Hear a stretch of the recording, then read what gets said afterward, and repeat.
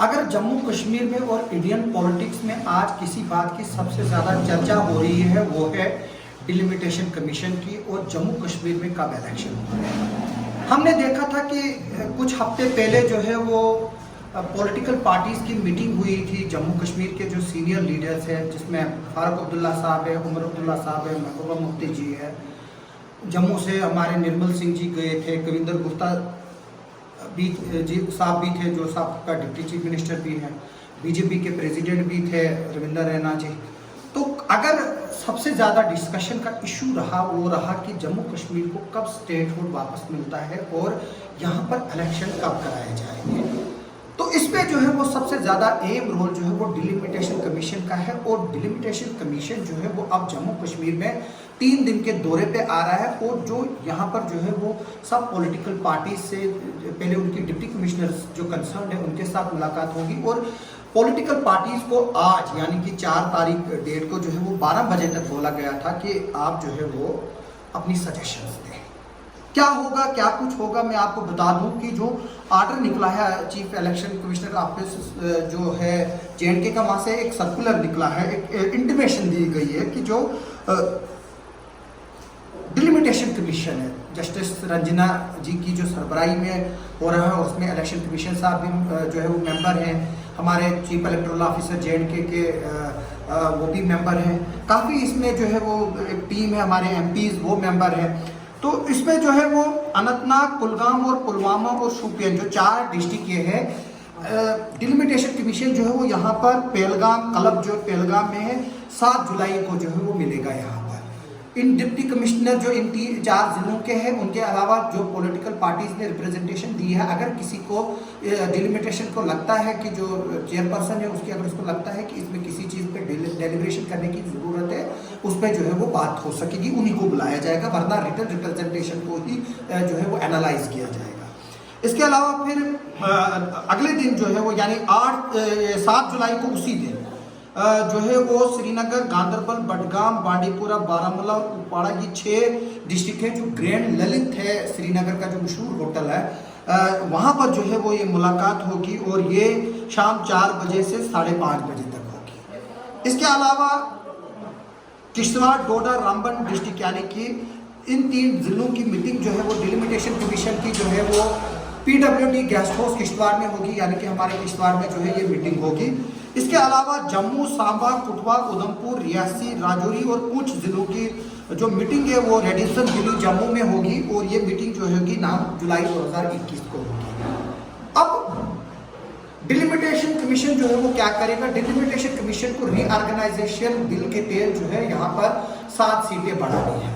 यानी कि इस वक्त 83 सीटें जम्मू कश्मीर की है और जो 4 सीटें लद्दाख की थी, क्योंकि लद्दाख जो है वो अब जम्मू कश्मीर से कट चुका है और लद्दाख जो है वो अब अपनी यूनियन टेरिटरी है, तो वहाँ पर जो है वो अब अलाइदा हो गई। तो 87 में से जो है वो अब यहाँ पर 83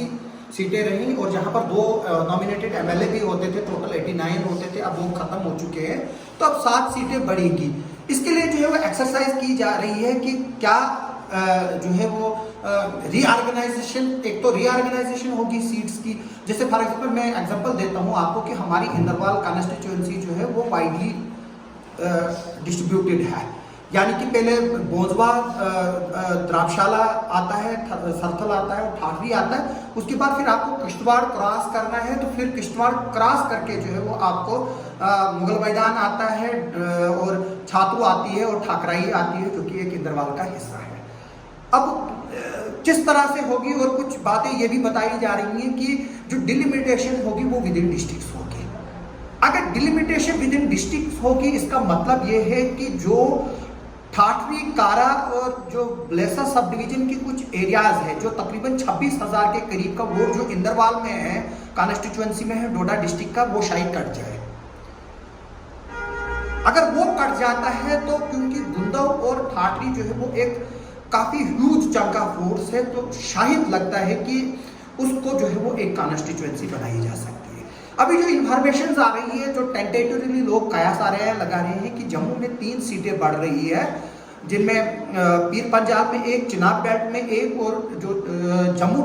के जो 3-4 डिस्ट्रिक्ट है वहाँ पर जो है वो 1 सीट जो है वो बढ़ रही है। शायद वो गांधीनगर की कॉन्स्टिट्यूएंसी होगी जहाँ पर काफ़ी लोग वोटर हैं। इसी तरह से श्रीनगर में भी अभी तक टेंटेटिवली बातें आ रही हैं कि जिस तरह से क्राइटेरिया की बात की जा रही है, तो श्रीनगर डिवीजन में भी जो है वो 4 सीटें बढ़ेंगी, जिनमें एक सीट जो है वो गांधरबल डिस्ट्रिक्ट में बढ़ने जा रही है, एक साउथ कश्मीर में बढ़ेगी अनंतनाग में शायद, और एक जो है वो बांडीपुरा या उसके बीच में जो कोई एरिया है वहाँ पर बढ़ेगी। अब देखना यह है कि क्या इलेक्शन कमीशन ये 7 की 7 सीटें सिर्फ जम्मू में बढ़ाएंगे ताकि जम्मू और जो श्रीनगर की सीटों का तवाजुन है वो बराबर हो जाए। इस वक्त जम्मू में जो है वो 37 सीटें हैं, श्रीनगर में 46 के करीब है, 45 के करीब है वहाँ। तो अगर 7 सीटें यहाँ बढ़ाई जाती हैं तो यहाँ 44 सीटें होंगी, तो 37 सीटें जम्मू के जो 10 डिस्ट्रिक्ट है वहाँ पर है। अब लोग क्या सारा कर रहे हैं, एक तो रीऑर्गेनाइजेशन की बात, मैंने जैसे अभी इंदरवाल की बात की, क्या मड़वा, वर्धमान, दक्षिण,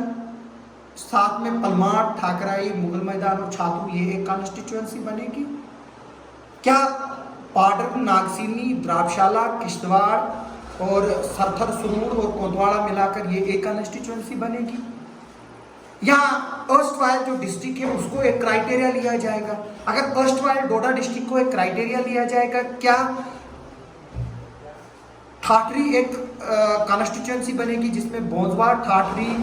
गुंदव और द्राबशाला का कुछ इलाका मिलाकर जो है वो उसको एक कॉन्स्टिट्यूएंसी बनाई जा सकती है? अभी इस पर जो है वो सिर्फ कयास आ रही है, और हकीकत क्या है यह अभी पता जो है वो तभी चलेगा जब डिलिमिटेशन कमीशन जो है वो अपनी रिपोर्ट जो है वो देगा। अब कुछ लोग बता रहे हैं कि ये ऑलरेडी जो है वो खाका तैयार किया गया है और जो ये विजिट है वो सिर्फ एक फॉर्मेलिटी है, लेकिन मैं आपको एक बात बताऊंगा कि जो नक्शा है हमारा किश्तवाड़ डिस्ट्रिक्ट का, अगर हमारे को रीऑर्गेनाइजेशन करनी होगी तो नक्शे के हिसाब से बोंजवा और पाडर जो है वो एक ही है, मिलते जुलते हैं, लेकिन जब हम प्रैक्टिकली बात करेंगे तो कनेक्टिविटी के हिसाब से पाडर हमें बोंजवा से जाना है, पहले ठाठरी आना है, फिर किश्तवाड़ आना है, फिर पाडर जाना है, यानी कि 90 किलोमीटर 120 किलोमीटर जो है वो बोंजवा के बंदे को आकर पाडर के हेडक्वार्टर पे पहुंचना है। लेकिन अगर हम नक्शे को एनालाइज करेंगे वो नक्शा एक है। अब हम बात करेंगे क्या वर्धमान को अनंतनाग के किसी एरिया के साथ जोड़ा जाएगा और वो उस कॉन्स्टिट्यूएंसी को फिलअप करेगा? अब यहाँ पर भी वही बात आ रही है कि अब पहले तो डिस्ट्रिक्ट्स की बात कर रहे हैं, फिर डिवीजन की बात आ रही है कि क्या एक डिवीजन के एरिया को काटकर दूसरे डिवीजन के एरिया के साथ जो है वो मर्ज किया जा सकता है, क्योंकि ये भी अफवाह आ रही है कि कोकड़नाग, वायलू और डक्सुम को और मड़वा को और वर्धमान को जोड़कर जो है वो एक कॉन्स्टिट्यूएंसी बनाई जाएगी।